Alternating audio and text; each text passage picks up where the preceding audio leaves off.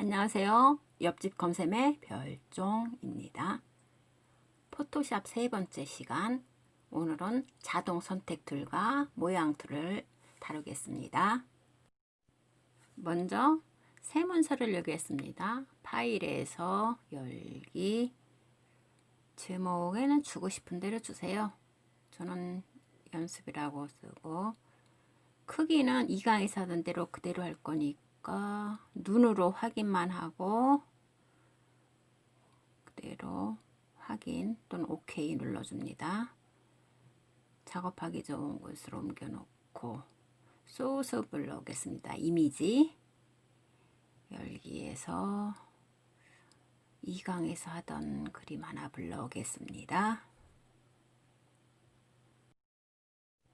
2강에서 배운 다각형 툴과 자석 도구 툴 두 가지를 복습할 겸 간단히 하고 오늘 수업 진행하겠습니다. 먼저 다각형 툴 선택해서 삼각형을 한번 따오겠습니다. 삼각형 그리고 이동 툴 선택한 다음에 이동하기 위해서는 항상 이동 툴 선택해야 됩니다. 이동 툴 선택하고 옮겨옵니다. 옮겨온 거 보이지요? 그리고 이미지로 가서 이거 첫 번 거 선택하고요. 다시 자석 툴 선택한 다음에 글씨 있는 부분 이미지를 따겠습니다. 자석 툴은 숙달되면 빨리빨리 해도 되지만 지금은 보여주느냐고 천천히 하고 있습니다. 이동 툴 선택하고 옮겨줍니다. 다시 올가미 툴에서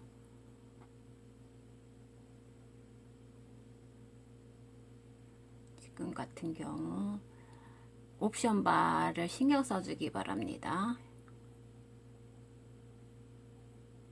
자석 툴 하나 더 따오겠습니다.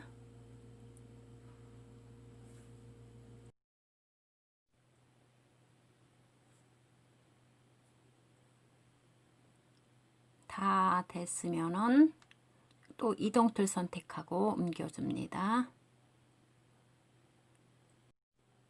옮겼으면 배경색을 바꿔주고 싶은데 배경색 선택하려다 보니까 레이어 이름을 또 안 적군요. 레이어 이름을 알아보기 쉽게 해줍니다. 사실 지금 같은 경우는 레이어가 몇 개 안 되기 때문에 이름 주지 않아도 이렇게 크게 영향은 없지만 연습할 겸 주고 가겠습니다.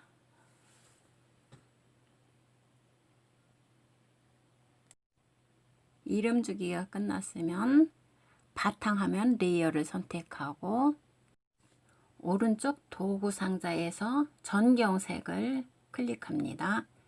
색상을 바꿀 수 있는 창이 나타나지요. 색상을 마음에 드는 거 골라주고 Alt 키를 누르면서 딜리트 키 누르면은 전경색 채워졌습니다. 지금까지가 어제 한 복습이고요. 이제부터 오늘 진도 나가겠습니다. 그러기 위해서는 지금 작업 내용 맨 위에를 누르면 흰 도화지가 됩니다. 흰 도화지 나왔죠. 이미지 사진을 다시 선택해 줍니다. 오늘은 이미지 하나하나를 선택하지 않고 한꺼번에 옮길 수 있는 자동 선택 도구라는 게 있습니다. 마술봉 툴을 선택하고 이미지 바탕화면을 클릭하면은 깜빡깜빡거리는 게 많지요. 바탕색 외에 모든 이미지가 선택된 상태입니다. 이 이미지를 끌어오기 위해서는 반전을 시켜야 하는데요. 반전시키기 위해서는 메뉴줄 레이어에서 레이어 이렇게 선택하면 되는데 지금 몇 단계를 거쳐야 되거든요. 바로가기 키로 가면은 바로가기 키는 컨트롤 쉬프트 두 개를 누르고 I를 눌러줍니다. 이미지만 깜빡거리는 게 확인되면 이동 툴 선택하고 끌고 갑니다. 이미지만 끌려갔지요.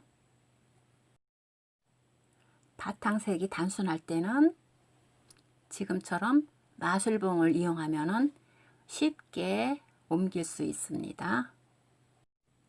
이미지를 옮겨오고 보니까 부분적으로 필요 없는 부분이 있을 수도 있습니다. 그럴 땐 도구 상자에서 지우개라는 툴이 있을 겁니다. 지우개 툴 펼침 단추를 꾹 눌러서 메뉴에 있는 지우개를 선택해 줍니다. 지우개를 선택하고 옵션 바로 가면은 크기를 선택할 수 있는 창이 있는데요. 사이즈는 모르니까 처음에 설정되어 있는 상태로다가 선택하고 밑으로 가보세요. 얼만큼씩 지워지는지 누르고 지우면 지워집니다. 지울 부분 생각해 가면서 지우개 크기는 본인이 조절하면 됩니다. 레이어 이름 바꿔주고요. 이번에는 배경색을 복사해 보겠습니다. 배경색이 두 가지가 필요할 경우도 있거든요. 그럴 때는 이동 툴 선택하고 배경 레이어를 선택한 다음 꾹 눌러서 아래에서 오른쪽 두 번째로 끌고 가면은 배경색이 또 하나가 생겼습니다. 이게 복제입니다. 복제된 배경색을 바꿔주겠습니다. 배경색 넣을 때는 정경색으로 넣을 때는 Alt키 누르면서 딜리트 누르면 배경색이 바뀌지요. 두 번째 복제된 배경색에 눈을 누르면 흰색만 보입니다. 눈 켜주면 다시 되고요. 흰색을 껐을 때는 변화가 없습니다. 위에 있는 것이 보이기 때문에요. 이미지 다운은 자동 선택은 여기까지 하고요. 이제부터는 모양 도구를 다뤄보겠습니다. 모양 도구에선 여러 가지가 있는데요. 도구 상자에서 모양 도구 펼침을 누르면 여러 가지가 나오죠. 위에서부터 한번 해보겠습니다. 전경색으로 그려집니다. 다시 누르고 두 번째. 모서리가 둥근 사각형이지요. 세 번째. 원 그려주고요. 다시 들어가서 네 번째는 다각형인데 다각형 처음에는 오각형으로 설정이 되어 있네요. 그냥 계속 그리면 같은 모양 계속 그려집니다. 지금은 선 이동 도구 누르고 레이어 다른 걸 눌러주면 색깔이 보입니다. 모양 도구에서는 조금 전까지 한 거는 이런 게 있다 하는 것만 알아두시고 맨 마지막에 있는 사용자 모양이 재미있는 게 많이 있습니다. 클릭해주고 옵션 바를 보면은 거기가 모양으로 되어 있어야 됩니다. 메뉴에 있는 모양 그걸로 되어 있고 색상은 보통 전경색으로 설정이 되어 있는데 필요하면 여기서 누르고 색상을 바꿔주면 됩니다. 필요한 색깔 바뀐 게 보이죠? 그리고 이제 지금 요것을 여기를 클릭하면은 지금같이 보이는데 아래로 펼쳐진 모양이 저와 다를 수 있습니다. 그럴 경우에는 오른쪽 톱니바퀴 모양을 클릭해 줍니다. 클릭하면 또 새로운 창이 열리는데 지금 한글판에서는 모두 영문판에서는 O를 클릭해 주세요. 새 창이 뜨면 한글판에서는 확인, 영문판에서는 OK를 클릭하면은 창이 하나 뜹니다. 저 같은 경우는 큰 이미지만 선택이 돼서 이미지가 보이거든요. 그 아래 라지 리스트를 선택해 보면은 이미지 옆에 리스트가 보입니다. 근데 이거는 없어도 될 듯하고 이미지만 크게 보이는 게 찾기가 더 쉽거든요. 그래서 저 같은 경우는 이렇게 해놓고 쓸 때도 있습니다. 이게 지금 이미지 찾기가 더 쉬울 수도 있으니까요. 이거는 개인 취향이라 본인 취향에 맞게 설정해 놓으세요. 다시 작업창으로 와서 사용자 모양으로 들어가 봅니다. 선택하고 원하는 모양 선택해서 그려주면은 아까 색상 바꿔놓은 걸로 색이 채워집니다.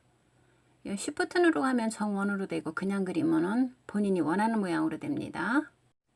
레이어 창에서 이름 바꿔줄 수 있지만 지금 같은 경우는 레이어 창만 보면 어느 이미지인지 보이니까 이럴 경우는 구태여 바꿔주지 않아도 됩니다.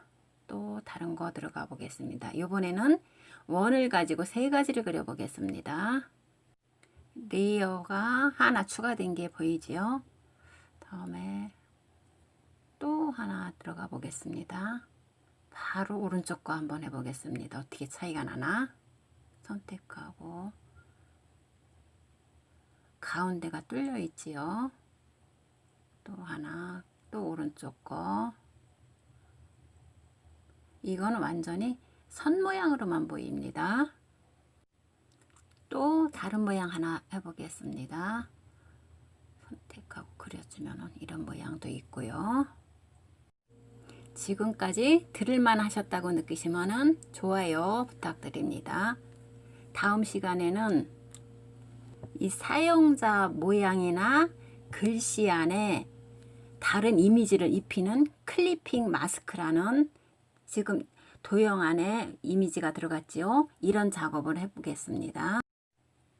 클리핑 마스크 익숙해지면 재미있는 거 많이 나오니까 다음 강의도 기대해 주세요.